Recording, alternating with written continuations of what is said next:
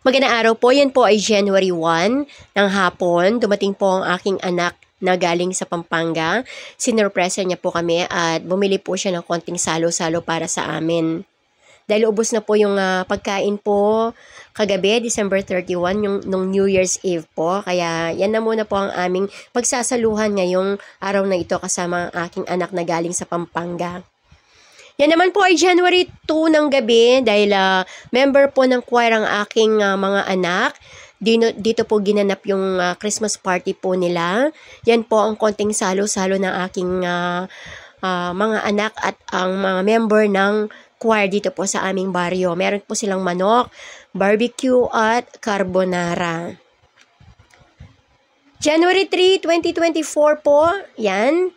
First day po ng aming klase ngayong year 2024. Sa mga hindi po nakakaalam, yan po, ako po ay isang simpleng public school teacher dito po sa aming pong baryo. Nag-exercise po ang mga bata para pagpasok po nila sa classroom.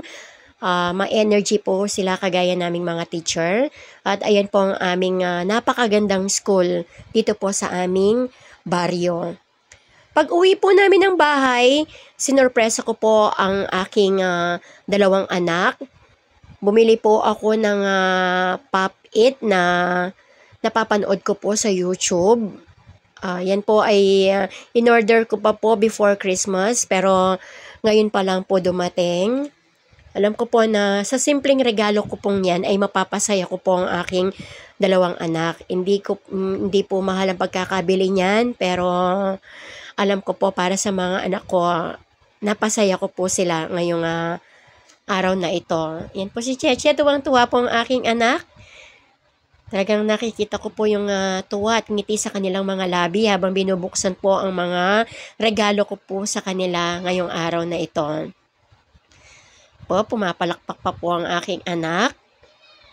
Talagang hindi po mabibili yung saya po nila ngayong araw na ito. Di ko man po sila mabili ng mga mamahaling mga bagay na gusto po nila.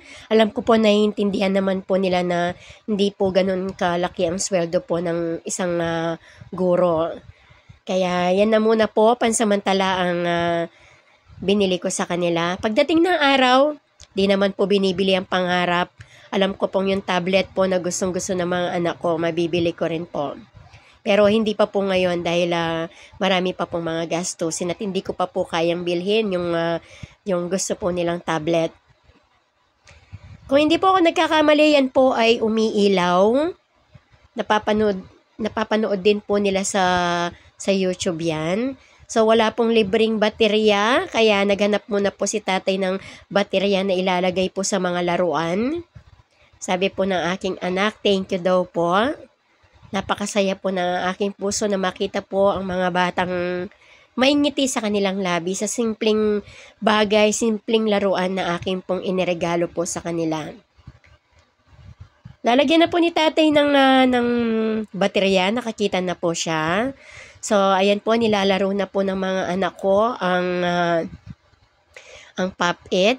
May umiilaw nga po. Tinry po nila, so sobrang saya po ng aking mga anak. Sabi ko nga po, hindi ko pa mabibili yung mga bagay na gusto nila, pero pagdating ng araw, pipilitin ko pong mabili yung mga bagay na gusto po nila. At pumunta po kami sa aking sukid, binigyan po niya ako ng kiwi. Ngayon pa lang po ako nakatikim ng ganitong prutas, sobrang sarap po pala. Mahigit 40 na po ako pero ngayon po lang po natikman ang prutas na ito. Sa nagbigay po, maraming salamat. At kami na po ay magluluto ng amin pong ulam ngayong araw na ito. Ang pinili po ni tatay ay pinakbet. Sabi po niya pagkatapos ng karne nung nakaraang mga okasyon, gulay muna daw po ang aming bibilhin. Yan po ang aking simpleng vlog ngayong araw na ito. Maraming salamat po at God bless us all.